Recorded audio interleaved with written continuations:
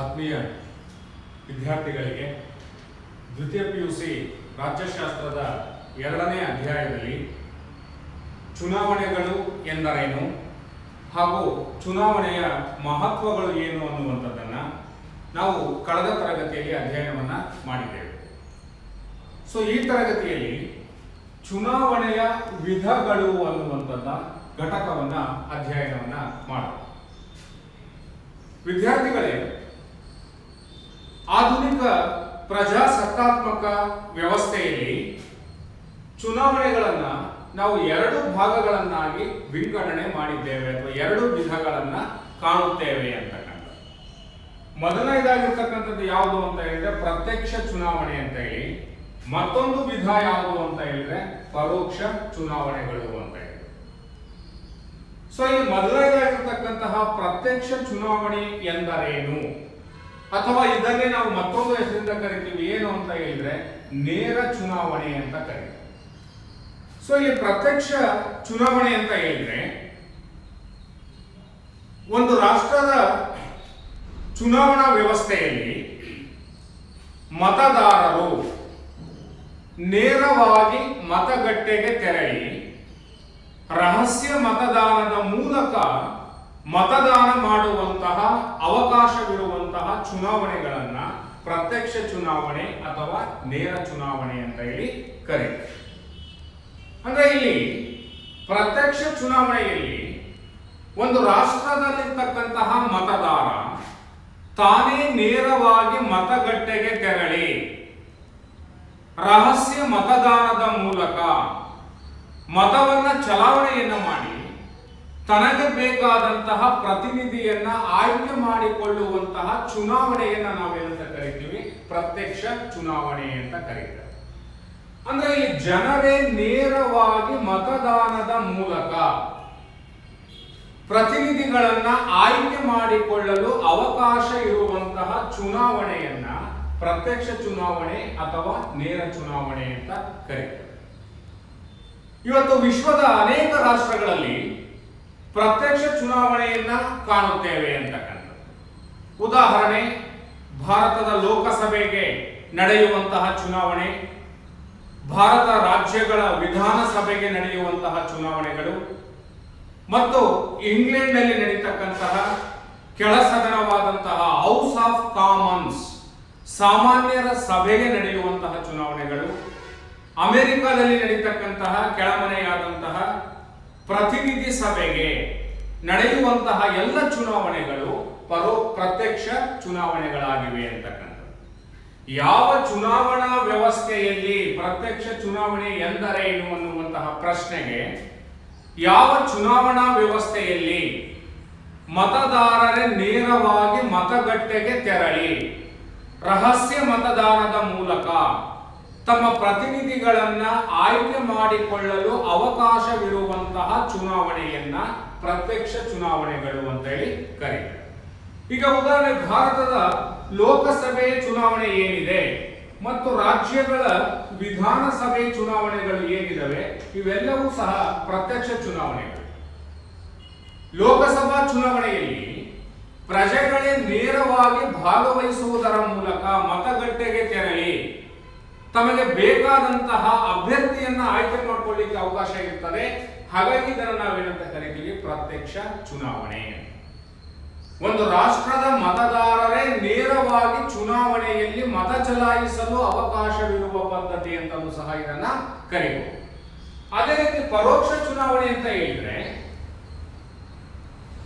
ಯಾವ ಚುನಾವಣೆಯಲ್ಲಿ ಮತದಾರರು ನೇರವಾಗಿ ಭಾಗವಹಿಸದೆ ಪ್ರಜೆಗಳಿಂದ ಆಯ್ಕೆಯಾದಂತಹ ಪ್ರತಿನಿಧಿಗಳಿಗೆ ಮಾತ್ರ ಚುನಾವಣೆಯಲ್ಲಿ ಭಾಗವಹಿಸುವಂತಹ ಅವಕಾಶ ಇರ್ತದೆಯೋ, ಮತದಾನ ಮಾಡುವಂತಹ ಅವಕಾಶ ಇರ್ತದೆಯೋ, ಆ ಚುನಾವಣೆಯನ್ನು ನಾವೇನಂತ ಕರಿತೀವಿ, ಪರೋಕ್ಷ ಚುನಾವಣೆ. ಇಲ್ಲಿ ಯಾರು ಮತವನ್ನ ಚಲಾವಣೆಯನ್ನು ಮಾಡಲಿಕ್ಕೆ ಅವಕಾಶ ಇರ್ತದೆ ಅಂತ ಹೇಳಿದ್ರೆ ಜನಪ್ರತಿನಿಧಿಗಳಿಗೆ ಮಾತ್ರ. ಯಾವ ಚುನಾವಣೆಯಲ್ಲಿ ಮತದಾರರು ನೇರವಾಗಿ ಭಾಗವಹಿಸಲು ಅವಕಾಶವಿಲ್ಲದೆ ಜನರಿಂದ ಆಯ್ಕೆಯಾದಂತಹ ಪ್ರತಿನಿಧಿಗಳಿಗೆ ಮಾತ್ರ ಮತ ಚಲಾಯಿಸುವಂತಹ ಅವಕಾಶವಿರುವಂತಹ ಚುನಾವಣೆಗಳನ್ನು ನಾವೇನಂತ ಕರಿತೀವಿ? ಪರೋಕ್ಷ ಚುನಾವಣೆ ಅಂತ ಕರೀತೀವಿ. ಇದಕ್ಕೊಂದು ಅತ್ಯುತ್ತಮವಾದಂತಹ ಉದಾಹರಣೆ ಅಂತ ಹೇಳಿದ್ರೆ ಭಾರತದ ರಾಷ್ಟ್ರಪತಿ ಚುನಾವಣೆ ಅಂತಕ್ಕಂಥದ್ದು. ಭಾರತದ ರಾಷ್ಟ್ರಪತಿ ಚುನಾವಣೆ ಅಂತಕ್ಕಂಥದ್ದು ಪರೋಕ್ಷ ಚುನಾವಣೆಯಾಗಿದೆ ಅಂತಕ್ಕಂಥದ್ದು. ಭಾರತದಲ್ಲಿರ್ತಕ್ಕಂತಹ ರಾಷ್ಟ್ರಪತಿಯನ್ನ ಭಾರತದಲ್ಲಿರುವಂತಹ ಮತದಾರರು ಆಯ್ಕೆ ಮಾಡುವುದಿಲ್ಲ, ಜನರು ಆಯ್ಕೆಯನ್ನ ಮಾಡೋದಿಲ್ಲ. ರಾಷ್ಟ್ರಪತಿಯವರನ್ನ ಆಯ್ಕೆ ಮಾಡೋದು ಯಾರು ಭಾರತದಲ್ಲಿ ಅಂತ ಹೇಳಿದ್ರೆ ಸಂಸತ್ತಿನ ಉಭಯ ಸದನಗಳ ಚುನಾಯಿತ ಸದಸ್ಯರು ಹಾಗೂ ರಾಜ್ಯ ವಿಧಾನಸಭೆಯ ಕೆಳಮನೆಯ ಸದಸ್ಯರು, ಚುನಾಯಿತ ಸದಸ್ಯರಿಗೆ ಮಾತ್ರ ಚುನಾವಣೆಯಲ್ಲಿ ಭಾಗವಹಿಸುವಂತ ಅವಕಾಶ ಇದೆ. ಹಾಗಾಗಿ ಆ ಚುನಾವಣೆಯನ್ನು ನಾವೇನಂತ ಕರಿತೀವಿ? ಪರೋಕ್ಷ ಚುನಾವಣೆ ಅಂತ ಕರೀತೀವಿ. ಅಂದ್ರೆ ಲೋಕಸಭೆ ಅಥವಾ ಸಂಸತ್ತಿನ ಉಭಯ ಸದನಗಳ ಸದಸ್ಯರು, ಎಂಪಿಗಳು ಹಾಗೂ ರಾಜ್ಯ ಕೆಳಮನೆಯ ವಿಧಾನಸಭೆ ಏನಿದೆ ಆ ವಿಧಾನಸಭೆಯ ಸದಸ್ಯರಿಗೆ ರಾಷ್ಟ್ರಪತಿಯ ಚುನಾವಣೆಯಲ್ಲಿ ಭಾಗವಹಿಸುವಂತಹ ಮತದಾನ ಮಾಡತಕ್ಕಂತಹ ಅವಕಾಶ ಇದೆ. ಅಂತಹ ಚುನಾವಣೆಯನ್ನು ನಾವೇನಂತ ಕರಿತೀವಿ ಅಂತ ಹೇಳಿದ್ರೆ ಪರೋಕ್ಷ ಚುನಾವಣೆ ಅಂತ ಹೇಳಿ ಕರೀತಾರೆ. ಸೊ ಹೀಗೆ ಪರೋಕ್ಷ ಚುನಾವಣೆ ಅಂತ ಹೇಳಿದ್ರೆ ಜನರಿಂದ ಆಯ್ಕೆಯಾದ ಪ್ರತಿನಿಧಿಗಳಿಗೆ ಮಾತ್ರ ಮತ ಚಲಾಯಿಸಲು ಅವಕಾಶವಿರುವಂತಹ ಚುನಾವಣೆಯನ್ನ ಪರೋಕ್ಷ ಚುನಾವಣೆ ಎಂದು ಕರೆಯುತ್ತೇವೆ. ಉದಾಹರಣೆ ರಾಷ್ಟ್ರಪತಿ ಚುನಾವಣೆ. ರಾಷ್ಟ್ರದ ಮತದಾರರೇ ನೇರವಾಗಿ ಚುನಾವಣೆಯಲ್ಲಿ ಭಾಗವಹಿಸಿ ಮತದಾನ ಮಾಡಲು ಅವಕಾಶವಿರುವಂತಹ ಚುನಾವಣೆಯನ್ನು ಏನಂತ ಕರಿತೀವಿ? ಪ್ರತ್ಯಕ್ಷ ಚುನಾವಣೆ ಅಂತ ಕರಿತೇವೆ. ಅದಕ್ಕೆ ಉದಾಹರಣೆ ಅಂತ ಹೇಳಿದ್ರೆ ಲೋಕಸಭಾ ಚುನಾವಣೆ, ವಿಧಾನಸಭಾ ಚುನಾವಣೆ, ಜಿಲ್ಲಾ ಪಂಚಾಯಿತಿ ಚುನಾವಣೆ, ಗ್ರಾಮ ಪಂಚಾಯಿತಿ ಹಾಗೂ ತಾಲೂಕು ಪಂಚಾಯಿತಿ, ಸ್ಥಳೀಯ ಸರ್ಕಾರಗಳ ಚುನಾವಣೆಗಳು ಸಹ ಯಾವುದಕ್ಕೆ ಉದಾಹರಣೆ ಅಂತ ಹೇಳಿದ್ರೆ ಪ್ರತ್ಯಕ್ಷ ಚುನಾವಣೆ ಅಂತಕ್ಕಂಥದ್ದು. ಸೊ ಹೀಗೆ ವಿದ್ಯಾರ್ಥಿಗಳೇ, ಚುನಾವಣೆಯಲ್ಲಿ ಪ್ರಜಾಸತ್ತಾತ್ಮಕ ರಾಷ್ಟ್ರಗಳಲ್ಲಿ ಚುನಾವಣೆಗಳಲ್ಲಿ ನಾವು ಎರಡು ವಿಧಗಳನ್ನು ಕಾಣ್ತಾ ಇದ್ದೇವೆ. ಒಂದು ಪ್ರತ್ಯಕ್ಷ ಚುನಾವಣೆ ಅಂತೇಳಿ, ಮತ್ತೊಂದು ಪರೋಕ್ಷ ಚುನಾವಣೆ ಎನ್ನುವಂತಹ ಎರಡು ವಿಧಗಳನ್ನು ಕಾಣಲಿಕ್ಕೆ ಸಾಧ್ಯ ಇದೆ. ಸೊ ಈಗ ಮೊದಲನೇದಾಗಿರ್ತಕ್ಕಂತಹ ಈ ಪ್ರತ್ಯಕ್ಷ ಚುನಾವಣೆ ಏನಿದೆ, ಈ ಪ್ರತ್ಯಕ್ಷ ಚುನಾವಣೆಯಲ್ಲಿ ಬರುವಂತಹ ಲಕ್ಷಣಗಳು ಏನು, ಈ ಪ್ರತ್ಯಕ್ಷ ಚುನಾವಣೆಯ ಲಕ್ಷಣಗಳು ಏನು ಅನ್ನುವಂಥದ್ದನ್ನು ನಾವು ನೋಡೋದಾದ್ರೆ, ಮೊದಲನೇದಾಗಿರ್ತಕ್ಕಂತಹ ಲಕ್ಷಣ ಏನು ಅಂತ ಹೇಳಿದ್ರೆ ಪ್ರಜಾಸತ್ತಾತ್ಮಕವಾದುದು ಅಂತಕ್ಕಂಥದ್ದು. ಪ್ರಜಾಸತ್ತಾತ್ಮಕವಾದುದು. ಪ್ರತ್ಯಕ್ಷ ಚುನಾವಣೆ ಅಂತಕ್ಕಂಥದ್ದು ಹೆಚ್ಚು ಪ್ರಜಾಸತ್ತಾತ್ಮಕವಾದಂತಹ ಚುನಾವಣಾ ವ್ಯವಸ್ಥೆಯಾಗಿದೆ ಎನ್ನುವಂತಹ ಲಕ್ಷಣವನ್ನ ನಾವು ಇಲ್ಲಿ ಕಾಣಲಿಕ್ಕೆ ಸಾಧ್ಯ ಇದೆ ಅಂತಕ್ಕಂಥದ್ದು. ಯಾಕೆ ಹೆಚ್ಚು ಪ್ರಜಾಸತ್ತಾತ್ಮಕವಾಗಿರ್ತದೆ ಅಂತ ಹೇಳಿದ್ರೆ, ಮತದಾರರೇ ನೇರವಾಗಿ ಮತಗಟ್ಟೆಗೆ ಹೋಗಿ ಮತ ಹಾಕಲು ಅವಕಾಶವಿರುವುದರಿಂದ ಇದು ಹೆಚ್ಚು ಪ್ರಜಾಸತ್ತಾತ್ಮಕವಾಗಿದೆ ಎನ್ನುವಂತಹ ಲಕ್ಷಣವನ್ನು ನಾವು ಕಾಣಲಿಕ್ಕೆ ಸಾಧ್ಯ ಇದೆ. ಅಂದ್ರೆ ಇಲ್ಲಿ ಪ್ರತ್ಯಕ್ಷ ಚುನಾವಣೆಯಲ್ಲಿ ಪ್ರತಿಯೊಬ್ಬ ಮತದಾರನು ಸಹ ತಾನು ಇಚ್ಛಿಸಿದಂತಹ ಪ್ರತಿನಿಧಿಯನ್ನ ಮತದಾನದ ಮೂಲಕ ಆಯ್ಕೆ ಮಾಡಿಕೊಳ್ಳಿಕ್ಕೆ ಅವಕಾಶ ಇದೆ.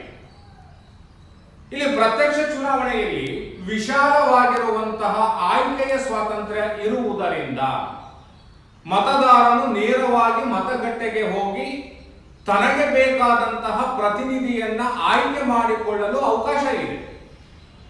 ಸೊ ಹಾಗಾಗಿ ಇಲ್ಲಿ ಆಯ್ಕೆಯ ಸ್ವಾತಂತ್ರ್ಯ ಅಂತಕ್ಕಂಥದ್ದು ವಿಶಾಲವಾಗಿರುವುದರಿಂದ ಎಲ್ಲ ಪ್ರಜೆಗಳಿಗೂ ಸಹ, ಎಲ್ಲ ಮತದಾರರಿಗೂ ಸಹ ಆಯ್ಕೆಯ ಸ್ವಾತಂತ್ರ್ಯ ಲಭ್ಯವಾಗೋದ್ರಿಂದ ಇದನ್ನ ನಾವು ಏನಂತ ಕರಿತೀವಿ ಅಂತ ಹೇಳಿದ್ರೆ ಪ್ರಜಾಸತ್ತಾತ್ಮಕ ವ್ಯವಸ್ಥೆ ಅಂತ ಕರಿತೀವಿ. ಪ್ರಜಾಸತ್ತಾತ್ಮಕ ವ್ಯವಸ್ಥೆ ಅಂತ ಹೇಳಿದ್ರೆ ಪ್ರಜೆಗಳಿಗೆ ಸಂಪೂರ್ಣವಾಗಿರ್ತಕ್ಕಂತಹ ಅಧಿಕಾರ ಮತ್ತು ಅವಕಾಶವಿರುವಂತಹ ವ್ಯವಸ್ಥೆಯನ್ನೇ ನಾವೇನಂತ ಕರಿತೇವೆ ಪ್ರಜಾಸತ್ತಾತ್ಮಕ, ಪ್ರಜೆಗಳ ಪರವಾಗಿ ಇರುವಂತಹ ವ್ಯವಸ್ಥೆ ಅಂತೇಳಿ ನಾವು ಕರೀತೇವೆ. ಆದ್ರೆ ಇಲ್ಲಿ ಎಲ್ಲರೂ ಸಹ ಎಲ್ಲ ಚುನಾವಣೆಗಳಲ್ಲಿಯೂ ಸಹ ಪ್ರಜೆಗಳೇ ನೇರವಾಗಿ ಭಾಗವಹಿಸ್ತಾರೆ. ಪ್ರತ್ಯಕ್ಷ ಚುನಾವಣೆಯಲ್ಲಿ ತಾವೇ ನೇರವಾಗಿ ಮತಗಟ್ಟೆಗೆ ಹೋಗ್ತಾರೆ, ಯಾರ ಒತ್ತಡಕ್ಕೆ ಒಳಗಾಗುವ ಅವಕಾಶ ಇರೋದಿಲ್ಲ. ತಾವೇ ಮತಗಟ್ಟೆಗೆ ತೆರಳಿ ಅಲ್ಲಿ ಸ್ಪರ್ಧಿಸಿರುವಂತಹ ಅಭ್ಯರ್ಥಿಗಳಲ್ಲಿ ತನಗೆ ಯಾರು ಸೂಕ್ತ ಅಂತ ಅನ್ನಿಸ್ತಾನೋ ಅಂತಹ ಅಭ್ಯರ್ಥಿಯನ್ನ, ಅಂತಹ ಪ್ರತಿನಿಧಿಯನ್ನ ಆಯ್ಕೆ ಮಾಡಿಕೊಳ್ಳುವಂತಹ ವಿಶಾಲವಾದಂತಹ ಸ್ವಾತಂತ್ರ್ಯ ಇಲ್ಲಿ ಪ್ರಜೆಗಳಿಗೆ ಲಭ್ಯವಾಗುತ್ತದೆ. ಹಾಗಾಗಿ ಪ್ರತ್ಯಕ್ಷ ಚುನಾವಣೆ ಅಂತಕ್ಕಂಥದ್ದು ಹೆಚ್ಚು ಪ್ರಜಾಸತ್ತಾತ್ಮಕವಾದದ್ದು ಅನ್ನುವಂಥದ್ದನ್ನ ಕಾಣಲಿಕ್ಕೆ ಸಾಧ್ಯ ಇದೆ. ಆದ್ರೆ ಪರೋಕ್ಷ ಚುನಾವಣೆಯಲ್ಲಿ ಏನಾಗುತ್ತೆ, ಪ್ರಜೆಗಳು ಭಾಗವಹಿಸೋದಿಲ್ಲ, ಪ್ರಜೆಗಳಿಂದ ಆಯ್ಕೆಯಾದ ಪ್ರತಿನಿಧಿಗಳು ಭಾಗವಹಿಸ್ತಾರೆ. ಅವರು ಭಾಗವಹಿಸಿ ರಾಷ್ಟ್ರಪತಿಯನ್ನ ಆಯ್ಕೆಯನ್ನ ಮಾಡ್ಕೊಳ್ತಾರೆ. ಸಾಮಾನ್ಯ ಪ್ರಜೆಗೆ ಅಥವಾ ಮತದಾರನಿಗೆ ರಾಷ್ಟ್ರಪತಿ ಇಷ್ಟ ಇಲ್ಲ ಅಂದ್ರೂ ಸಹ ಅವನು ಚುನಾವಣೆಯ ಮೂಲಕ ಆಯ್ಕೆ ಆಗಿರೋದ್ರಿಂದ ಅವನನ್ನು ಅನಿವಾರ್ಯವಾಗಿ ಒಪ್ಕೊಳ್ಬೇಕಾಗ್ತದೆ. ಆದ್ರೆ ಇಲ್ಲಿ ಏನಾಗುತ್ತೆ, ಪ್ರತ್ಯಕ್ಷ ಚುನಾವಣೆ ಅಂತ ಹೇಳಿದ್ರೆ ಪ್ರಜೆಗಳಿಗೆ ವಿಶಾಲವಾಗಿರುವಂತಹ ಆಯ್ಕೆಯ ಸ್ವಾತಂತ್ರ್ಯ ಲಭ್ಯವಾಗುವುದರಿಂದ ತಮಗೆ ಬೇಕಾದಂತಹ ಪ್ರತಿನಿಧಿಯನ್ನ ಆಯ್ಕೆ ಮಾಡಿಕೊಳ್ಳಿಕ್ಕೆ ಹೆಚ್ಚು ಅವಕಾಶ ಇದೆ. ಹಾಗಾಗಿ ಇದನ್ನ ಪ್ರಜಾಸತ್ತಾತ್ಮಕವಾದಂತಹ ವಿಧಾನ, ಪ್ರಜಾಸತ್ತಾತ್ಮಕವಾದಂತಹ ಲಕ್ಷಣ ಅಂತ ಅನ್ನುವಂತಹ ಲಕ್ಷಣವನ್ನ ಕಾಣಲಿಕ್ಕೆ ಸಾಧ್ಯ ಇದೆ. ಸೊ ಎರಡನೇದಾಗಿರ್ತಕ್ಕಂತಹ ಒಂದು ಲಕ್ಷಣ ಏನು ಅಂತ ಹೇಳಿದ್ರೆ, ಜನಪ್ರತಿನಿಧಿಗಳ ಮೇಲೆ ನಿಯಂತ್ರಣ ಅಂತಕ್ಕಂಥದ್ದು ಇಲ್ಲಿ ಸಾಧ್ಯವಾಗ್ತದೆ ಅಂತಕ್ಕಂಥದ್ದು. ಜನಪ್ರತಿನಿಧಿಗಳ ಮೇಲೆ ನಿಯಂತ್ರಣ ಅಂತಕ್ಕಂಥದ್ದು ಸಾಧ್ಯ ಆಗ್ತದೆ. ಈ ಪ್ರತ್ಯಕ್ಷ ಚುನಾವಣೆಯಲ್ಲಿ ಒಮ್ಮೆ ಆಯ್ಕೆಯಾದಂತಹ ಜನಪ್ರತಿನಿಧಿಗಳು ತಮ್ಮ ಅಧಿಕಾರಾವಧಿ ಮುಗಿದ ಮೇಲೆ ಮತ್ತೆ ಮುಂದಿನ ಚುನಾವಣೆಯಲ್ಲಿ ಮರು ಆಯ್ಕೆಯನ್ನ ಬಯಸುತ್ತಾರೆ. ಸೊ ಹೀಗಾಗಿ ಏನಾಗ್ತದೆ ಅಂತ ಹೇಳಿದ್ರೆ, ಇಂತಹ ಪ್ರತಿನಿಧಿಗಳು ತಮ್ಮ ತಮ್ಮ ಕ್ಷೇತ್ರಗಳಿಗೆ ಕಾಲಕಾಲಕ್ಕೆ ಭೇಟಿಯನ್ನ ನೀಡುವುದರ ಮೂಲಕ ಮತದಾರರೊಂದಿಗೆ ಉತ್ತಮವಾದಂತಹ ಸಂಬಂಧವನ್ನ ಇಟ್ಕೊಳ್ಬೇಕಾಗ್ತದೆ. ಇಲ್ಲ ಅಂತ ಹೇಳಿದ್ರೆ ಮುಂದಿನ ಚುನಾವಣೆಗಳಲ್ಲಿ ಆ ಅಭ್ಯರ್ಥಿಯನ್ನ ಜನರು ತಿರಸ್ಕರಿಸುವಂತಹ ಸಾಧ್ಯತೆ ಇರ್ತದೆ. ಸೊ ಹೀಗಾಗಿ ಮುಂದಿನ ಚುನಾವಣೆಯಲ್ಲಿ ತಾನು ಗೆಲುವನ್ನು ಸಾಧಿಸಬೇಕು ಅಂತ ಹೇಳಿದ್ರೆ ಪ್ರತಿನಿಧಿ ಪುನಃ ತನ್ನ ಕ್ಷೇತ್ರಕ್ಕೆ ಬರಬೇಕು. ಆ ಕ್ಷೇತ್ರದಲ್ಲಿರ್ತಕ್ಕಂತಹ ಮತದಾರರೊಂದಿಗೆ ಉತ್ತಮವಾದ ಸಂಬಂಧಗಳನ್ನ ಇಟ್ಕೊಳ್ಬೇಕು ಮತ್ತು ಅವರ ಬೇಕು ಮತ್ತು ಬೇಡಗಳನ್ನ ಗಮನಿಸಬೇಕಾಗ್ತದೆ. ಅವರಿಗೆ ಸಮಸ್ಯೆಗಳನ್ನ ಪರಿಹಾರವನ್ನ ಮಾಡಬೇಕಾಗ್ತದೆ. ಸೊ ಹಾಗಾಗಿ ಇಲ್ಲಿ ಜನರೊಂದಿಗೆ ಉತ್ತಮವಾಗಿರ್ತಕ್ಕಂತಹ ಸಂಪರ್ಕ ಅಂತಕ್ಕಂಥದ್ದು ಏರ್ಪಡ್ತಕ್ಕಂಥದ್ದನ್ನ ನಾವು ಕಾಣ್ತೇವೆ. ಸೊ ಇದರಿಂದ ಏನಾಗುತ್ತೆ ಅಂತ ಹೇಳಿದ್ರೆ, ಪ್ರತ್ಯಕ್ಷ ಚುನಾವಣೆಯಲ್ಲಿ ಜನಪ್ರತಿನಿಧಿಗಳ ಮೇಲೆ ಮತದಾರರಿಗೆ ನಿಯಂತ್ರಣ ಅಂತಕ್ಕಂಥದ್ದು ಇರಲಿಕ್ಕೆ ಸಾಧ್ಯ. ಈಗ ಉದಾಹರಣೆ ನೋಡಿ, ಪ್ರತ್ಯಕ್ಷ ಚುನಾವಣೆಯ ಮೂಲಕ ಒಬ್ಬ ವ್ಯಕ್ತಿ ಒಂದು ಕ್ಷೇತ್ರದಿಂದ MLA ಆಗಿ ಆಯ್ಕೆ ಆಗ್ತಾನೆ. ಅವನ ಅಧಿಕಾರಾವಧಿ ಎಷ್ಟು ವರ್ಷ ಅಂತ ಹೇಳಿದ್ರೆ 5 ವರ್ಷ ಇರ್ತದೆ. ಅವನು ಆಯ್ಕೆಯಾಗಿ ಬೆಂಗಳೂರಿಗೆ ಹೋದ ನಂತರ ಅಥವಾ ಕೇಂದ್ರ ಸ್ಥಾನಕ್ಕೆ ಹೋದ ನಂತರ, ಆಡಳಿತ ಮಾಡಲಿಕ್ಕೆ ಕೇಂದ್ರ ಸ್ಥಾನಕ್ಕೆ ಹೋದ ನಂತರ ಅವನು ಮತ್ತೆ ತನ್ನ ಕ್ಷೇತ್ರಕ್ಕೆ ಬರಲಿಲ್ಲ, ಪ್ರಜೆಗಳೊಂದಿಗೆ ಉತ್ತಮವಾದಂತಹ ಸಂಬಂಧವನ್ನ ಇಟ್ಕೊಳ್ಳಿಲ್ಲ ಅಂತ ಹೇಳಿದ್ರೆ ಅವನನ್ನ ಮುಂದಿನ ಚುನಾವಣೆಯಲ್ಲಿ 5 ವರ್ಷದ ನಂತರ ಅವನು ಪುನಃ ಜನರ ಬಳಿ ಬರಬೇಕು ಚುನಾವಣೆಗಾಗಿ. ಸೊ ಅಂತಹ ಸಂದರ್ಭದಲ್ಲಿ ಮತದಾರರು ಅವನನ್ನ ಪ್ರತಿನಿಧಿಯನ್ನ ತಿರಸ್ಕರಿಸಿ ಮತ್ತೊಬ್ಬ ಹೊಸ ಪ್ರತಿನಿಧಿಯನ್ನ ಆಯ್ಕೆ ಮಾಡ್ಕೊಳ್ಳಿಕ್ಕೆ ಅವಕಾಶ ಇರ್ತದೆ. ಸೊ ಇದರಿಂದ ಏನಾಗುತ್ತೆ, ಚುನಾವಣೆಯಲ್ಲಿ ಆಯ್ಕೆಯಾದಂತಹ ಪ್ರತಿನಿಧಿ 5 ವರ್ಷಗಳ ಅಧಿಕಾರಾವಧಿಯಲ್ಲಿ ತನ್ನ ಕ್ಷೇತ್ರದ ಪ್ರಜೆಗಳೊಂದಿಗೆ ಉತ್ತಮವಾದಂತಹ ಸಂಬಂಧವನ್ನ ಇಟ್ಕೊಳ್ಬೇಕಾಗ್ತದೆ, ಅವರ ಬೇಡಿಕೆಗಳನ್ನ ಈಡೇರಿಸಬೇಕಾಗ್ತದೆ. ಸೊ ಆ ಬೇಡಿಕೆಗಳನ್ನ ಈಡೇರಿಸಲಿಕ್ಕೆ ಅಥವಾ ಕ್ಷೇತ್ರಕ್ಕೆ ಭೇಟಿಯನ್ನ ಕೊಟ್ಟಂತಹ ಸಂದರ್ಭದಲ್ಲಿ ಜನರು ಆ ಜನಪ್ರತಿನಿಧಿಯನ್ನ ಪ್ರಶ್ನೆ ಮಾಡುವಂತಹ ಅಧಿಕಾರ ಮತ್ತು ಸಾಮರ್ಥ್ಯವನ್ನ ಹೊಂದಿರುತ್ತಾರೆ. ಹಾಗಾಗಿ ಜನಪ್ರತಿನಿಧಿಗಳ ಮೇಲೆ ನಿಯಂತ್ರಣ ಅಂತಕ್ಕಂಥದ್ದು ಸಾಧ್ಯ ಆಗ್ತದೆ. ಸೊ ಹಾಗಾಗಿ ಇಲ್ಲಿ ಎರಡನೇ ಲಕ್ಷಣ ಏನು ಅಂತ ಹೇಳಿದ್ರೆ, ಪ್ರತ್ಯಕ್ಷ ಚುನಾವಣೆಯ ಎರಡನೇ ಲಕ್ಷಣ ಏನು ಅಂತ ಹೇಳಿದ್ರೆ ಜನಪ್ರತಿನಿಧಿಗಳ ಮೇಲೆ ನಿಯಂತ್ರಣ ಅಂತಕ್ಕಂಥದ್ದನ್ನ ಕಾಣಲಿಕ್ಕೆ ಸಾಧ್ಯ ಇದೆ ಅಂತಕ್ಕಂಥದ್ದು. ಸೊ ಆದ್ರೆ ನಾವು ಪರೋಕ್ಷ ಚುನಾವಣೆಯನ್ನ ನೋಡಿದ್ರೆ ಇಲ್ಲಿ ಮತದಾರರು ಚುನಾವಣೆಯಲ್ಲಿ ಭಾಗವಹಿಸಿಲ್ಲ, ಆ ರಾಷ್ಟ್ರಪತಿಯನ್ನ ಆಯ್ಕೆ ಮಾಡ್ಕೊಂಡಿಲ್ಲ. ಹಾಗಾಗಿ ಆ ರಾಷ್ಟ್ರಪತಿಯ ಮೇಲೆ ಜನರಿಗೆ ಯಾವುದೇ ನಿಯಂತ್ರಣ ಅಂತಕ್ಕಂಥದ್ದು ಇರೋದಿಲ್ಲ.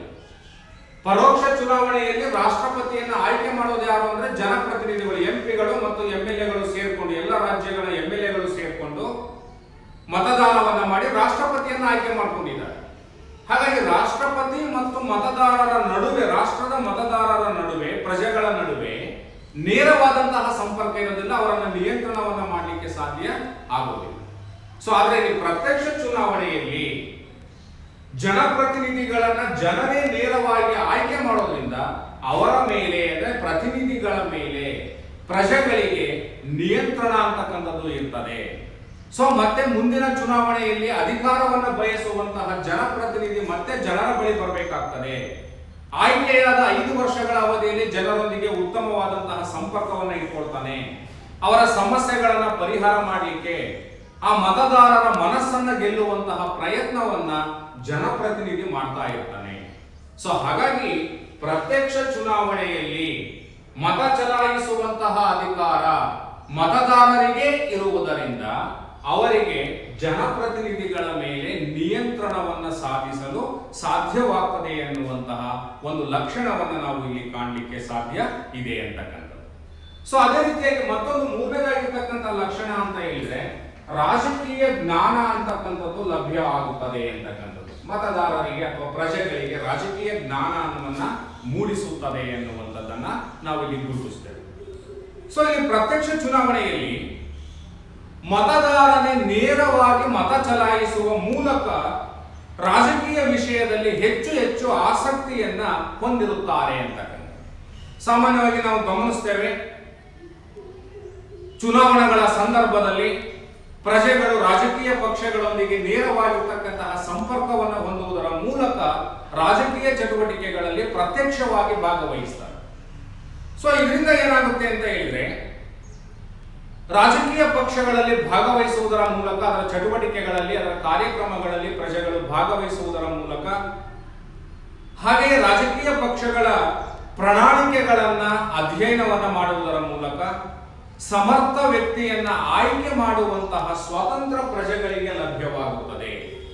ಸೊ ಇದರಿಂದ ಏನಾಗುತ್ತೆ, ಸಾಮಾನ್ಯ ಮತದಾರನಲ್ಲಿ ಅಥವಾ ಸಾಮಾನ್ಯ ಪ್ರಜೆಯಲ್ಲಿಯೂ ಸಹ ಈ ಒಂದು ಚುನಾವಣಾ ವಿಧಾನ ಅಂತಕ್ಕಂಥದ್ದು ರಾಜಕೀಯ ಜ್ಞಾನವನ್ನ ಮೂಡಿಸುತ್ತದೆ ಅಂತಕ್ಕಂಥದ್ದು. ಪ್ರತ್ಯಕ್ಷ ಚುನಾವಣೆ ಆಗಿರೋದ್ರಿಂದ ಇಲ್ಲಿ ಜನರೇ ನೇರವಾಗಿ ಮತದಾನದಲ್ಲಿ ಭಾಗವಹಿಸ್ತಾರೆ ಮತ್ತು ರಾಜಕೀಯ ಪಕ್ಷಗಳ ಕಾರ್ಯಗಳಲ್ಲಿಯೂ ಸಹ ಸಕ್ರಿಯವಾಗಿ ಪಾಲ್ಗೊಳ್ಳುತ್ತಾರೆ. ಚುನಾವಣಾ ಸಂದರ್ಭದಲ್ಲಿ ರಾಜಕೀಯ ಪಕ್ಷಗಳು ಹೊರಡಿಸುವಂತಹ ಪ್ರಣಾಳಿಕೆಗಳನ್ನ ಅಧ್ಯಯನವನ್ನ ಮಾಡ್ತಾರೆ. ಅಂದ್ರೆ ಇಲ್ಲಿ ಪ್ರತ್ಯಕ್ಷ ಚುನಾವಣೆಯಲ್ಲಿ ಜನರು ನೇರವಾಗಿ ಸಕ್ರಿಯವಾಗಿ ರಾಜಕೀಯ ಚಟುವಟಿಕೆಗಳಲ್ಲಿ ಭಾಗವಹಿಸುವ ಮೂಲಕ ರಾಜಕೀಯವಾಗಿ ಸಕ್ರಿಯರಾಗ್ತಾರೆ.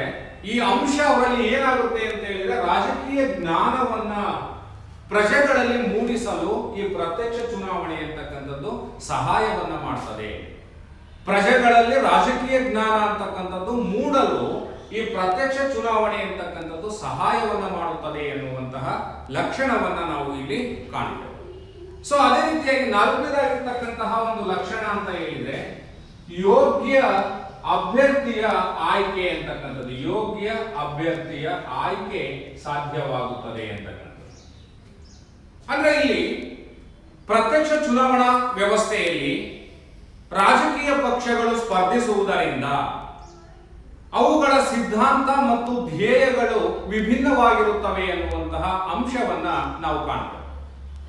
ಎಲ್ಲ ರಾಜಕೀಯ ಪಕ್ಷಗಳು ಸಹ ಒಂದೇ ಸಿದ್ಧಾಂತವನ್ನು ಹೊಂದಿರುತ್ತದೆ ಅಥವಾ ಒಂದೇ ಧ್ಯೇಯವನ್ನು ಹೊಂದಿರುತ್ತವೆ ಅಂತ ನಾವು ನೋಡಲಿಕ್ಕೆ ಸಾಧ್ಯ ಇಲ್ಲ. ಭಾರತದಂತಹ ರಾಜಕೀಯ ವ್ಯವಸ್ಥೆಯಲ್ಲಿ 500ಕ್ಕಿಂತ ಹೆಚ್ಚು ರಾಜಕೀಯ ಪಕ್ಷಗಳು ಚುನಾವಣೆಯಲ್ಲಿ ಸ್ಪರ್ಧೆಯನ್ನು ಮಾಡುತ್ತವೆ. ಅವೆಲ್ಲ ರಾಜಕೀಯ ಪಕ್ಷಗಳು ಸಹ ವಿಭಿನ್ನವಾಗಿರ್ತಕ್ಕಂತಹ ಸಿದ್ಧಾಂತಗಳನ್ನ, ಗುರಿ ಮತ್ತು ಉದ್ದೇಶಗಳನ್ನ ಹೊಂದಿರತಕ್ಕಂತಹ ರಾಜಕೀಯ ಪಕ್ಷಗಳಾಗಿರುತ್ತವೆ.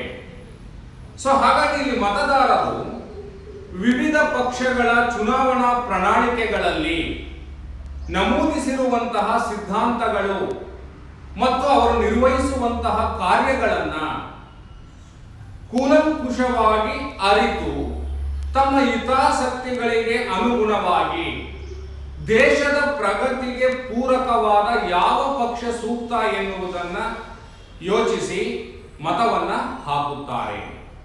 ಸೊ ಇದರಿಂದ ಏನಾಗುತ್ತೆ ಅಂತ ಹೇಳಿದ್ರೆ ಪ್ರಜೆಗಳ ಆಯ್ಕೆಯ ಸ್ವಾತಂತ್ರ್ಯ ವಿಶಾಲವಾಗಿ ಇರುತ್ತದೆ. ಉತ್ತಮವಾದಂತಹ ಮತ್ತು ಯೋಗ್ಯವಾದಂತಹ ಅಭ್ಯರ್ಥಿಗಳನ್ನ ಆಯ್ಕೆ ಮಾಡಿ ಅತ್ಯುತ್ತಮ ರಾಜಕೀಯ ಪಕ್ಷವನ್ನ ಅಧಿಕಾರಕ್ಕೆ ತರಲು ಇಲ್ಲಿ ಪ್ರಜೆಗಳಿಗೆ ಅವಕಾಶ ಆಗುತ್ತೆ ಎನ್ನುವಂಥದ್ದನ್ನು ನಾವು ಕಾಣ್ತೇವೆ. ಇಲ್ಲಿ ಜನರೇ ಚುನಾವಣೆಗಳಲ್ಲಿ ಭಾಗವಹಿಸೋದ್ರಿಂದ ಚುನಾವಣೆಯಲ್ಲಿ ರಾಜಕೀಯ ಪಕ್ಷಗಳಿರುತ್ತದೆ. ಅವರ ಪ್ರಣಾಳಿಕೆಗಳ ವಿಚಾರಗಳನ್ನ ಜನರು ಅಧ್ಯಯನವನ್ನ ಮಾಡಿ ಯಾವ ರಾಜಕೀಯ ಪಕ್ಷ ಸೂಕ್ತ ಇದೆ ಅಂತ ಹೇಳಿ ಗಮನಿಸಿ ಯೋಗ್ಯ ಅಭ್ಯರ್ಥಿ ಮತ್ತು ಯೋಗ್ಯವಾದಂತಹ ರಾಜಕೀಯ ಪಕ್ಷವನ್ನ ಅಧಿಕಾರಕ್ಕೆ ತರಲು ಈ ಒಂದು ವ್ಯವಸ್ಥೆ ಅಂತಕ್ಕಂಥದ್ದು ಸಹಾಯವನ್ನ ಮಾಡುತ್ತದೆ ಅಂತ ನಾವು ನೋಡ್ತೇವೆ. ಆದ್ರೆ ಪರೋಕ್ಷ ಚುನಾವಣೆಯಲ್ಲಿ ಮತದಾರರಿಗೆ ಆಯ್ಕೆಯ ಸ್ವಾತಂತ್ರ್ಯವೇ ಇಲ್ಲ. ಜನಪ್ರತಿನಿಧಿಗಳೇ ಆಯ್ಕೆ ಮಾಡ್ತಾರೆ, ಅವನು ಯೋಗ್ಯ ಆಗಿರ್ಬೋದು ಅಥವಾ ಅಯೋಗ್ಯ ಆಗಿರ್ಬೋದು. ಆದ್ರೆ ಈ ಪ್ರತ್ಯಕ್ಷ ಚುನಾವಣೆಯಲ್ಲಿ ಜನರೇ ಅಭ್ಯರ್ಥಿಗಳನ್ನ ಆಯ್ಕೆ ಮಾಡುವುದರಿಂದ ಯಾವ ರಾಜಕೀಯ ಪಕ್ಷ ಸೂಕ್ತ, ಯಾವ ಅಭ್ಯರ್ಥಿ ಸೂಕ್ತ ಅನ್ನುವಂತಹ ವಿಶಾಲವಾದಂತಹ ಆಯ್ಕೆ ಇರೋದ್ರಿಂದ ಉತ್ತಮವಾದಂತಹ ಅಭ್ಯರ್ಥಿಗಳನ್ನ ಆಯ್ಕೆ ಮಾಡಲಿಕ್ಕೆ ಅವಕಾಶ ಆಗ್ತದೆ. ಹಾಗಾಗಿ ಪ್ರತ್ಯಕ್ಷ ಚುನಾವಣೆಯಲ್ಲಿ ಯೋಗ್ಯ ಅಭ್ಯರ್ಥಿಗಳ ಆಯ್ಕೆಯ ಸಾಧ್ಯತೆ ಹೆಚ್ಚಿರುತ್ತದೆ ಎನ್ನುವಂತಹ ಒಂದು ಲಕ್ಷಣವನ್ನು ನಾವು ಇಲ್ಲಿ ಕಾಣಲಿಕ್ಕೆ ಸಾಧ್ಯ ಇದೆ. ಸೊ ಅದೇ ರೀತಿಯಾಗಿ ನಾವು ಕೊನೆಯದಾಗಿರ್ತಕ್ಕಂಥ ಒಂದು ಲಕ್ಷಣ ಅಂತ ಹೇಳಿದ್ರೆ ಸಾರ್ವಜನಿಕರೊಂದಿಗೆ ಸಂಪರ್ಕ ಏರ್ಪಡುತ್ತದೆ, ಸಾರ್ವಜನಿಕ ಸಂಪರ್ಕಕ್ಕೆ ಹೆಚ್ಚು ಮಾನ್ಯತೆ ಸಿಗುತ್ತದೆ ಅಂತಕ್ಕಂಥ. ಅಂದ್ರೆ ಇಲ್ಲಿ ಪ್ರತ್ಯಕ್ಷ ಚುನಾವಣಾ ಪದ್ಧತಿಯಲ್ಲಿ ಪ್ರತಿನಿಧಿಗಳು ಪ್ರಜೆಗಳಿಂದ ನೇರವಾಗಿ ಆಯ್ಕೆಯಾಗುವುದರಿಂದ ಪ್ರಜೆಗಳೊಂದಿಗೆ ನಿಕಟವಾದಂತಹ ಸಂಪರ್ಕವನ್ನ ಸದಾ ಇಟ್ಕೊಳ್ಬೇಕಾಗ್ತದೆ. ಸೊ ಇಲ್ಲಾಂದ್ರೆ ಏನಾಗುತ್ತೆ ಅಂತ ಹೇಳಿದ್ರೆ ತಾವು ಆಯ್ಕೆ ಮಾಡಿ ಕಳಿಸಿದಂತಹ ಪ್ರತಿನಿಧಿಗಳನ್ನ ಮತದಾರರು ಸದಾ ಗಮನಿಸುತ್ತಾರೆ. ತಾವು ಕ್ಷೇತ್ರದಿಂದ ಆಯ್ಕೆ ಮಾಡಿ ಕಳಿಸಿರ್ತಕ್ಕಂಥ ಒಬ್ಬ ಶಾಸಕ 5 ವರ್ಷಗಳಲ್ಲಿ ತನ್ನ ಮತದಾರರೊಂದಿಗೆ ನಿಕಟವಾದಂತಹ ಸಂಪರ್ಕವನ್ನು ಇಟ್ಕೊಳ್ಬೇಕಾಗ್ತದೆ. ಒಂದು. ಎರಡನೇದಾಗಿ ಆ ಮತದಾರನು ತನ್ನ ಕ್ಷೇತ್ರದಿಂದ ಆಯ್ಕೆಯಾದಂತಹ ಶಾಸಕನನ್ನ 5 ವರ್ಷಗಳ ಕಾಲ ಅವನನ್ನ ಸದಾ ಗಮನಿಸುತ್ತಾರೆ. ನಾವು ಆಯ್ಕೆ ಮಾಡಿ ಕಳಿಸಿದಂತ ಶಾಸಕ ಏನ್ ಕೆಲಸ ಮಾಡ್ತಾ ಇದ್ದಾನೆ, ಶಾಸಕಾಂಗದಲ್ಲಿ ಏನ್ ಕೆಲಸ ಮಾಡ್ತಾ ಇದ್ದಾನೆ, ಅಥವಾ ಅವನು ಮಂತ್ರಿಯಾಗಿ ಕಾರ್ಯಾಂಗದಲ್ಲಿ ಇದ್ದಾನೆಯೇ, ಅವನು ರಾಷ್ಟ್ರ ಮತ್ತು ರಾಜ್ಯ ಮತ್ತು ನಮ್ಮ ಕ್ಷೇತ್ರಕ್ಕೆ ಯಾವ ಕೆಲಸ ಕಾರ್ಯಗಳನ್ನು ಮಾಡ್ತಾ ಇದ್ದಾನೆ, ಅವನು ಭ್ರಷ್ಟನಾಗಿದ್ದಾನೋ, ಎಲ್ಲವನ್ನೂ ಸಹ ಪ್ರಜೆಗಳು ಗಮನಿಸುತ್ತಿರುತ್ತಾರೆ.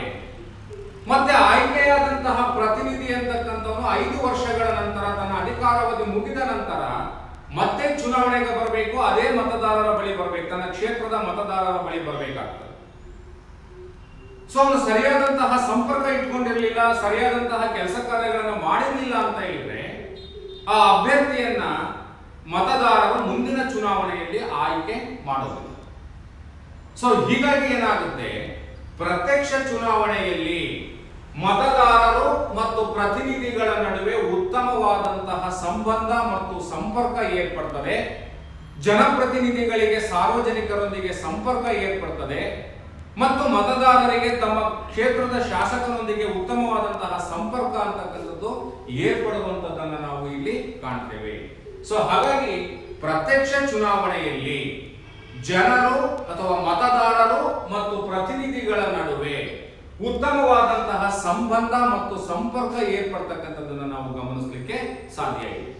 ಆದ್ರೆ ಪರೋಕ್ಷ ಚುನಾವಣೆಯಲ್ಲಿ ಏನಾಗುತ್ತೆ ಅಂದ್ರೆ ಅಲ್ಲಿ ಮತದಾರರು ಮತ್ತು ಪರೋಕ್ಷ ಚುನಾವಣೆಯ ಮೂಲಕ ಆಯ್ಕೆಯಾದಂತಹ ಪ್ರತಿನಿಧಿಗೆ ಸಂಬಂಧನೇ ಇರೋದಿಲ್ಲ. ಸೊ ಹಾಗಾಗಿ ಅವರ ಮಧ್ಯೆ ಯಾವುದೇ ಉತ್ತಮವಾದಂತಹ ಸಂಪರ್ಕ ಏರ್ಪಡಲಿಕ್ಕೆ ಸಾಧ್ಯ ಇಲ್ಲ. ಉದಾಹರಣೆ ಅಂತ ಹೇಳಿದ್ರೆ ರಾಷ್ಟ್ರಪತಿ ಮತ್ತು ರಾಜ್ಯದ ಸಾಮಾನ್ಯ ಮತದಾರನಿಗೆ ಯಾವುದೇ ಸಂಪರ್ಕ ಅಂತಕ್ಕಂಥದ್ದು ಏರ್ಪಡೋದಿಲ್ಲ. ಯಾಕೆ ಅಂತ ಹೇಳಿದ್ರೆ ರಾಷ್ಟ್ರಪತಿ ಅಂತಕ್ಕಂಥವನು ಪರೋಕ್ಷ ಚುನಾವಣೆಯ ಮೂಲಕ ಪ್ರತಿನಿಧಿಗಳ ಮೂಲಕ ಆಯ್ಕೆಯಾಗಿದ್ದಾನೆ, ಮತದಾರರಿಂದ ಅಲ್ಲ. ಆದ್ರೆ ಪ್ರತ್ಯಕ್ಷ ಚುನಾವಣೆಯಲ್ಲಿ ಆಯ್ಕೆಯಾಗ್ತಕ್ಕಂತಹ ಎಲ್ಲರೂ ಸಹ ಸಾರ್ವಜನಿಕರೊಂದಿಗೆ ಆ ರಾಜ್ಯದ ಕ್ಷೇತ್ರದ ಮತದಾರರೊಂದಿಗೆ ಉತ್ತಮವಾದಂತಹ ಸಂಪರ್ಕವನ್ನು ಹೊಂದಬೇಕಾಗ್ತಕ್ಕಂಥದ್ದು ಅನಿವಾರ್ಯ ಮತ್ತು ಅಗತ್ಯವಾಗುತ್ತದೆ. ಸೊ ಹೀಗಾಗಿ ಪರೋಕ್ಷ ಚುನಾವಣೆಯು ಅತ್ಯುತ್ತಮವಾದಂತಹ ಪ್ರತ್ಯಕ್ಷ ಚುನಾವಣೆ ಅಂತಕ್ಕಂಥದ್ದು ಅತ್ಯುತ್ತಮ ಚುನಾವಣಾ ವ್ಯವಸ್ಥೆಯಾಗಿದೆ. ಈ ಎಲ್ಲ ಲಕ್ಷಣಗಳನ್ನ ನಾವು ಪ್ರತ್ಯಕ್ಷ ಚುನಾವಣಾ ವ್ಯವಸ್ಥೆಯಲ್ಲಿ ಕಾಣ್ತಾ ಇದ್ದೇವೆ. ಹಾಗಾಗಿ ಪ್ರಜಾಪ್ರಭುತ್ವ ರಾಷ್ಟ್ರಗಳಲ್ಲಿ ಬಹುತೇಕ ಆಯ್ಕೆಗಳನ್ನ ಈ ಪ್ರತ್ಯಕ್ಷ ಚುನಾವಣೆಯ ಮೂಲಕವೇ ಮಾಡ್ತಕ್ಕಂಥದ್ದನ್ನ ನಾವು ಕಾಣ್ತಾ ಇದ್ದೇವೆ. ಉದಾಹರಣೆಗೆ ನಾವು ನೋಡೋದಾದ್ರೆ ಭಾರತದ 543 ಲೋಕಸಭಾ ಕ್ಷೇತ್ರಗಳು ಏನಿದೆ, ಚುನಾಯಿತ ಕ್ಷೇತ್ರಗಳು, ಆ ಚುನಾಯಿತ ಕ್ಷೇತ್ರಗಳಿಗೆ ಪ್ರತ್ಯಕ್ಷ ಚುನಾವಣೆಯ ಮೂಲಕವೇ ಆಯ್ಕೆಯನ್ನ ಮಾಡ್ತಾರೆ.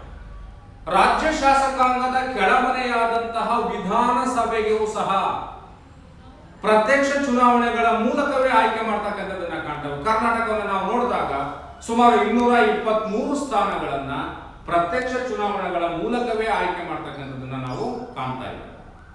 ಹಾಗಾದ್ರೆ ಬಹುಮುಖ್ಯವಾದಂತಹ ಸ್ಥಳೀಯ ಸರ್ಕಾರಗಳು ಏನಿದೆ, ಗ್ರಾಮ ಪಂಚಾಯಿತಿ, ತಾಲೂಕು ಪಂಚಾಯಿತಿ ಮತ್ತು ಜಿಲ್ಲಾ ಪಂಚಾಯಿತಿ ಎನ್ನುವಂತಹ 3 ಹಂತದ ಸ್ಥಳೀಯ ಸರ್ಕಾರಗಳು ಏನಿದೆ, ಆ 3 ಹಂತದ ಸ್ಥಳೀಯ ಸರ್ಕಾರಗಳ ಪ್ರತಿನಿಧಿಗಳನ್ನು ಸಹ ಪ್ರತ್ಯಕ್ಷ ಚುನಾವಣೆಯ ಮೂಲಕವೇ ಆಯ್ಕೆ ಮಾಡಲಾಗ್ತದೆ. ಯಾಕೆ ಅಂತ ಹೇಳಿದ್ರೆ ಈ ಎಲ್ಲ ಉತ್ತಮವಾದಂತಹ ಲಕ್ಷಣಗಳು ಅದರಲ್ಲಿ ಇದಾವೆ. ಪ್ರತ್ಯಕ್ಷ ಚುನಾವಣೆಯು ಹೆಚ್ಚು ಪ್ರಜಾಸತ್ತಾತ್ಮಕವಾಗಿರುತ್ತದೆ. ಪ್ರತ್ಯಕ್ಷ ಚುನಾವಣೆಯು ಜನಪ್ರತಿನಿಧಿಗಳ ಮೇಲೆ ನಿಯಂತ್ರಣವನ್ನು ಸಾಧಿಸುತ್ತದೆ. ಪ್ರತ್ಯಕ್ಷ ಚುನಾವಣೆಯು ರಾಜಕೀಯ ಜ್ಞಾನವನ್ನು ಮೂಡಿಸುತ್ತದೆ. ಪ್ರತ್ಯಕ್ಷ ಚುನಾವಣೆಯಲ್ಲಿ ಯೋಗ್ಯ ಅಭ್ಯರ್ಥಿಗಳ ಆಯ್ಕೆ ಸಾಧ್ಯತೆಯಾಗುತ್ತದೆ. ಪ್ರತ್ಯಕ್ಷ ಚುನಾವಣೆಯಲ್ಲಿ ಸಾರ್ವಜನಿಕರೊಂದಿಗೆ ಸಂಪರ್ಕ ಏರ್ಪಡುತ್ತದೆ ಎನ್ನುವಂತಹ ಪ್ರಮುಖವಾದಂತಹ ಲಕ್ಷಣಗಳನ್ನು ನಾವು ಇಲ್ಲಿ ಕಾಣಲಿಕ್ಕೆ ಸಾಧ್ಯ ಇದೆ. ಸೊ ಅದೇ ರೀತಿಯಾಗಿ ಮತ್ತೊಂದು ಚುನಾವಣಾ ವಿಧ ಅಂತ ಹೇಳಿದ್ರೆ ಪರೋಕ್ಷ ಚುನಾವಣೆ ಅಂತ ನಾವು ನೋಡಿದ್ವಿ. ಪರೋಕ್ಷ ಚುನಾವಣೆಯಲ್ಲಿ ಬರ್ತಕ್ಕಂತಹ ಲಕ್ಷಣಗಳು ಏನು ಅಂತಕ್ಕಂಥದನ್ನ ನೋಡೋಣ. ಪರೋಕ್ಷ ಚುನಾವಣೆಯ ಲಕ್ಷಣಗಳು. ಪರೋಕ್ಷ ಚುನಾವಣೆ ಅಂತ ಹೇಳಿದ್ರೆ ಮತ್ತೊಂದ್ಸಾರಿ ಅರ್ಥ ಮಾಡ್ಕೊಳ್ಳಿ. ಪ್ರಜೆಗಳಿಂದ ಆಯ್ಕೆಯಾದಂತಹ ಪ್ರತಿನಿಧಿಗಳಿಗೆ ಮಾತ್ರ ಮತ ಚಲಾಯಿಸುವ ಅಧಿಕಾರವಿರುವಂತಹ ಚುನಾವಣೆಗಳನ್ನು ನಾವು ಪರೋಕ್ಷ ಚುನಾವಣೆ ಅಂತೇಳಿ ಕರೀತೀವಿ. ಇಲ್ಲಿ ಪ್ರಜೆಗಳು ನೇರವಾಗಿ ಚುನಾವಣೆಯಲ್ಲಿ ಭಾಗವಹಿಸದೆ ಪ್ರಜೆಗಳಿಂದ ಆಯ್ಕೆಯಾದಂತಹ ಪ್ರತಿನಿಧಿಗಳು ಮಾತ್ರ ಚುನಾವಣೆಯಲ್ಲಿ ಭಾಗವಹಿಸ್ತಾರೆ. ಅಂತಹ ಚುನಾವಣೆಗಳೇ ಪರೋಕ್ಷ ಚುನಾವಣೆ. ಅತ್ಯುತ್ತಮ ಉದಾಹರಣೆ ಭಾರತದಲ್ಲಿ ಅಂತ ಹೇಳಿದ್ರೆ ರಾಷ್ಟ್ರಪತಿ ಚುನಾವಣೆ ಅಂತ. ಇಲ್ಲಿ ರಾಷ್ಟ್ರಪತಿ ಚುನಾವಣೆಯಲ್ಲಿ ಸಂಸತ್ತಿನ ಉಭಯ ಸದನಗಳ ಸದಸ್ಯರು, ಲೋಕಸಭೆ ಮತ್ತು ರಾಜ್ಯಸಭೆಯ ಚುನಾಯಿತ ಸದಸ್ಯರು, ರಾಜ್ಯಸಭಾ ಚುನಾಯಿತ ಸದಸ್ಯರು ಮತ್ತು ರಾಜ್ಯ ಶಾಸಕಾಂಗದ ಕೆಳಮನೆಯ ಚುನಾಯಿತ ಸದಸ್ಯರಿಗೆ ಮಾತ್ರ ರಾಷ್ಟ್ರಪತಿಯ ಚುನಾವಣೆಯಲ್ಲಿ ಮತ ಚಲಾಯಿಸುವ ಅಧಿಕಾರ ಇದೆ.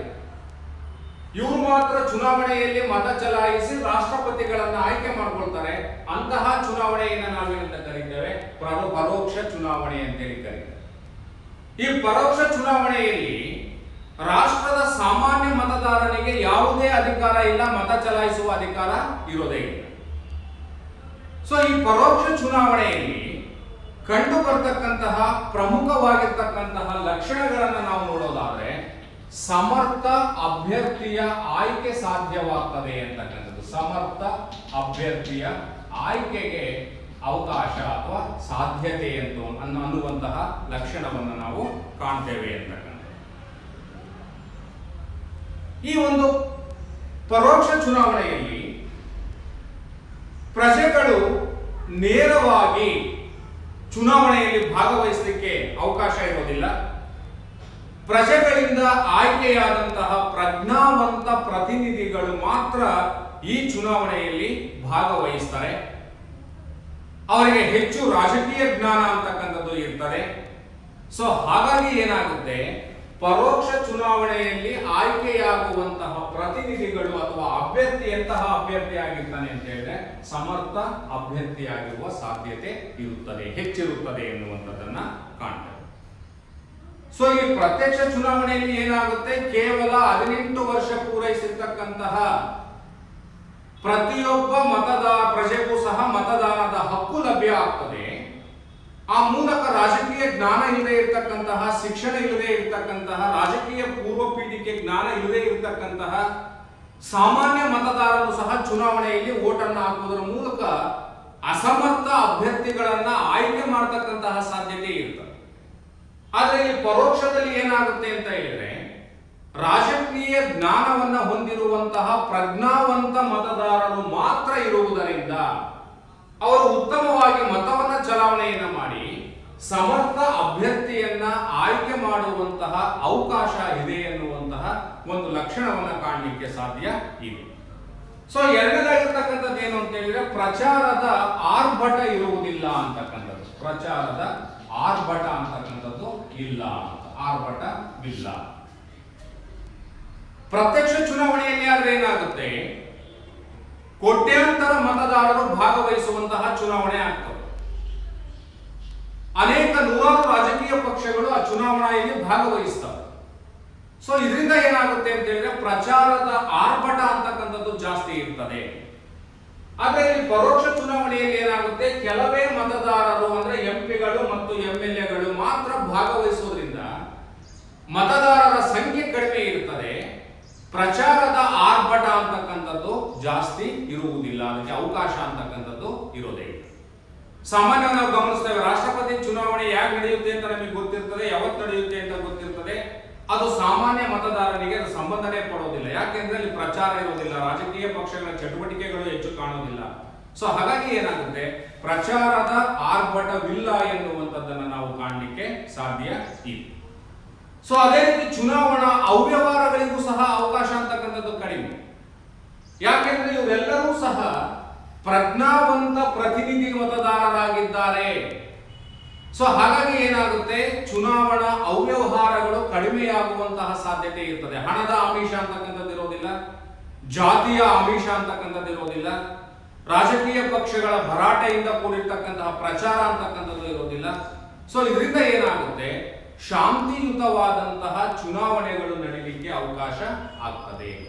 ಸೊ ಇಲ್ಲಿ ಪರೋಕ್ಷ ಚುನಾವಣೆಯಲ್ಲಿ ಮತದಾರರ ಸಂಖ್ಯೆ ಕಡಿಮೆ ಇರುವುದರಿಂದ, ಆ ಮತದಾರರು ಪ್ರಜ್ಞಾವಂತ ಮತದಾರರಾಗಿರುವುದರಿಂದ ಅಲ್ಲಿ ಪ್ರಚಾರದ ಆರ್ಭಟಕ್ಕೆ ಅವಕಾಶ ಇರೋದಿಲ್ಲ ಅನ್ನುವಂತಹ ಅಂಶವನ್ನು ನಾವು ಕಾಣಲಿಕ್ಕೆ ಸಾಧ್ಯ ಇದೆ. ಸೊ ಅದೇ ರೀತಿಯಾಗಿ ಮತ್ತೊಂದು ಲಕ್ಷಣವನ್ನು ನಾವು ನೋಡೋದಾದ್ರೆ ಶಾಂತಿಯುತವಾದಂತಹ ಮತದಾನ ಅಂತ ನಾವು ನೋಡ್ತೇವೆ. ಯಾಕೆ ಶಾಂತಿಯುತ ಪರೋಕ್ಷ ಚುನಾವಣೆಯಲ್ಲಿ ಶಾಂತಿಯುತ ಮತದಾನ ಯಾಕೆ ಸಾಧ್ಯ ಆಗ್ತದೆ ಅಂತ ಹೇಳಿದ್ರೆ, ಕೆಲವು ಮತದಾರರ ಸಂಖ್ಯೆ ಎಂಪಿಗಳು ಮತ್ತು ಎಂಎಲ್ಎಗಳು ಮಾತ್ರ ಭಾಗವಹಿಸ್ತಾರೆ. ಅವರೆಲ್ಲರೂ ರಾಜಕೀಯ ಜ್ಞಾನವನ್ನು ಹೊಂದಿರತಕ್ಕಂತಹ ಪ್ರಜ್ಞಾವಂತ ಪ್ರತಿನಿಧಿಗಳಾಗಿರುತ್ತಾರೆ. ಅಲ್ಲಿ ಚುನಾವಣಾ ಪ್ರಚಾರದ ಆರ್ಭಟ ಇರೋದಿಲ್ಲ, ಹಣದ ಆಮಿಷ ಅಂತಕ್ಕಂಥದ್ದು ಇರೋದಿಲ್ಲ, ಘರ್ಷಣೆಗಳಾಗ್ತಕ್ಕಂತಹ ಸಾಧ್ಯತೆ ಇರೋದಿಲ್ಲ.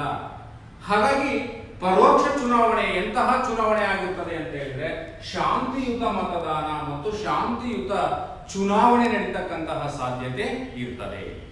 ಆದ್ರೆ ಸಾಮಾನ್ಯ ಚುನಾವಣೆ, ಪ್ರತ್ಯಕ್ಷ ಚುನಾವಣೆಯಲ್ಲಿ ನಾವು ನೋಡೋದಾದ್ರೆ ಕೋಟ್ಯಾಂತರ ಮತದಾರರು ಭಾಗವಹಿಸ್ತಾರೆ, ನೂರಾರು ರಾಜಕೀಯ ಪಕ್ಷಗಳು ಭಾಗವಹಿಸಿರ್ತವೆ, ಅನೇಕ ರೀತಿಯ ಆಮಿಷಗಳನ್ನು ಒಡ್ಡಲಾಗ್ತದೆ, ಜಾತಿಯ ಆಧಾರದ ಮೇಲೆ, ಗುಂಪುಗಳ ಆಧಾರದ ಮೇಲೆ ಚುನಾವಣೆಗಳು ನಡೀತದೆ. ಅಂತಹ ಸಂದರ್ಭದಲ್ಲಿ ಮತದಾರರ ಮಧ್ಯೆ ಘರ್ಷಣೆ ಉಂಟಾಗ್ತಕ್ಕಂಥ ಸಾಧ್ಯತೆ ಇರ್ತದೆ. ಸೊ ಮತ್ತೆ ಮರು ಚುನಾವಣೆ ನಡೀತಕ್ಕಂತಹ ಸಾಧ್ಯತೆಯನ್ನು ನಾವು ಕಾಣ್ತೇವೆ. ಸೊ ಹೀಗಾಗಿ ಅಲ್ಲಿ ಸ್ವಲ್ಪ ಮಟ್ಟಿಗಿನ ಅಶಾಂತಿಯುತ ಅನ್ನುವಂಥದ್ದು ಇರ್ತದೆ. ಎಲ್ಲಿ ಅಂತ ಹೇಳಿದ್ರೆ ಪ್ರತ್ಯಕ್ಷ ಚುನಾವಣೆಯಲ್ಲಿ. ಆದ್ರೆ ಇಲ್ಲಿ ಪರೋಕ್ಷ ಚುನಾವಣೆಯಲ್ಲಿ ಏನಾಗುತ್ತೆ, ಪ್ರಜ್ಞಾವಂತ ಪ್ರತಿನಿಧಿಗಳು ಮಾತ್ರ ಮತದಾರರಾಗಿರುವುದರಿಂದ, ಯಾವುದೇ ಆಮಿಷಗಳಿಗೆ ಅವಕಾಶ ಇಲ್ಲದೆ ಇರೋದ್ರಿಂದ, ಪ್ರಚಾರದ ಆರ್ಭಟ ಇಲ್ಲದೆ ಇರೋದ್ರಿಂದ ಏನಾಗುತ್ತೆ, ಆ ಚುನಾವಣೆ ಶಾಂತಿಯುತವಾದಂತಹ ಮತದಾನ ಮತ್ತೆ ಚುನಾವಣೆ ನಡೀಲಿಕ್ಕೆ ಸಾಧ್ಯ ಇದೆ ಅಂತಕ್ಕಂಥದ್ದು. ಸೊ ಅದೇ ರೀತಿ ಪರೋಕ್ಷ ಚುನಾವಣೆಯ ಮತ್ತೊಂದು ಲಕ್ಷಣವನ್ನು ನಾವು ನೋಡೋದಾದ್ರೆ ಭಾವೋದ್ರೇಕಕ್ಕೆ ಅವಕಾಶ ಅಂತಕ್ಕಂಥದ್ದು ಇಲ್ಲ ಅಂತಕ್ಕಂಥದ್ದು. ಇಲ್ಲಿ ಎಲ್ಲರೂ ಸಹ ಪ್ರಜ್ಞಾವಂತ ಮತದಾರರಾಗಿರೋದ್ರಿಂದ ಯಾವುದೋ ಅಂಶದ ಆಧಾರದ ಮೇಲೆ ಭಾವೋದ್ರೇಕರಾಗಲಿಕ್ಕೆ ಅಥವಾ ಗಲಾಟೆಯನ್ನ ಮಾಡಲಿಕ್ಕೆ ಅಥವಾ ಘರ್ಷಣೆಯನ್ನ ಮಾಡಲಿಕ್ಕೆ ಅವಕಾಶ ಅಂತಕ್ಕಂಥದ್ದೇ ಇರೋದು. ಪ್ರತ್ಯಕ್ಷ ಚುನಾವಣೆಯಲ್ಲಿ ಏನಾಗುತ್ತೆ ಅಂತ ಹೇಳಿದ್ರೆ ಸಾಮಾನ್ಯ ಮತದಾರರು ಭಾಗವಹಿಸೋದ್ರಿಂದ ಅವರು ವಿವಿಧ ವಿಚಾರಗಳ ಬಗ್ಗೆ ಭಾವೋದ್ರೇಕಕ್ಕೆ ಒಳಗಾಗ್ತಕ್ಕಂಥ ಸಾಧ್ಯತೆ ಇರ್ತದೆ. ಆ ಅಭ್ಯರ್ಥಿ ನಮ್ಮ ಜಾತಿಯವನು, ಆ ಅಭ್ಯರ್ಥಿ ಹಣವನ್ನ ಕೊಟ್ಟಿದ್ದಾನೆ, ಆ ಅಭ್ಯರ್ಥಿಗೆ ನಾವು ಮತವನ್ನ ಹಾಕಬೇಕು ಅನ್ನುವಂತಹ ಅಥವಾ ಜಾತಿಯ ಆಧಾರದ ಮೇಲೆ ಅಥವಾ ಲಿಂಗದ ಆಧಾರದ ಮೇಲೆ ಭಾವೋದ್ರೇಕಕ್ಕೆ ಮತದಾರನು ಒಳಗಾಗುವಂತಹ ಸಾಧ್ಯತೆ ಪ್ರತ್ಯಕ್ಷ ಚುನಾವಣೆಯಲ್ಲಿ ಇರ್ತದೆ.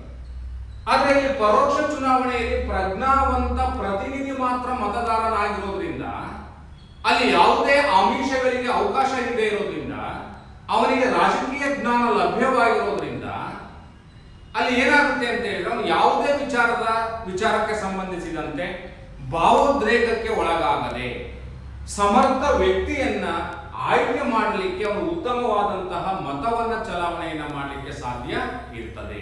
ಸೊ ಹಾಗಾಗಿ ಪರೋಕ್ಷ ಚುನಾವಣೆಯಲ್ಲಿ ಭಾವೋದ್ರೇಕಕ್ಕೆ ಅವಕಾಶ ಇರೋದಿಲ್ಲ ಅನ್ನುವಂತಹ ಲಕ್ಷಣವನ್ನು ನಾವು ಕಾಣಲಿಕ್ಕೆ ಸಾಧ್ಯ ಆಗ್ತದೆ.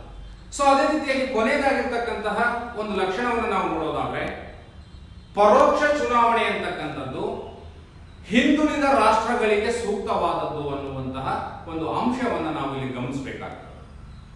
ಯಾಕೆ ಹಿಂದುಳಿದ ರಾಷ್ಟ್ರಗಳಿಗೆ ಪರೋಕ್ಷ ಚುನಾವಣೆಯೇ ಸೂಕ್ತ ಎನ್ನುವಂತಹ ಅಂಶ ಅಂತ ಹೇಳಿದ್ರೆ, ಸಾಮಾನ್ಯವಾಗಿ ಹಿಂದುಳಿದಂತಹ ರಾಷ್ಟ್ರಗಳಲ್ಲಿ ಅನಕ್ಷರಸ್ಥರ ಸಂಖ್ಯೆ ಜಾಸ್ತಿ ಇರ್ತದೆ, ರಾಜಕೀಯ ಪ್ರಜ್ಞೆಯ ಕೊರತೆ ಅಂತಕ್ಕಂಥದ್ದು ಇರ್ತದೆ, ಮತ್ತು ಸರ್ಕಾರಗಳ ಬಳಿ ಸಂಪನ್ಮೂಲ ಅಥವಾ ಹಣಕಾಸು ಅಂತಕ್ಕಂಥದ್ದು ಕಡಿಮೆ ಇರ್ತದೆ.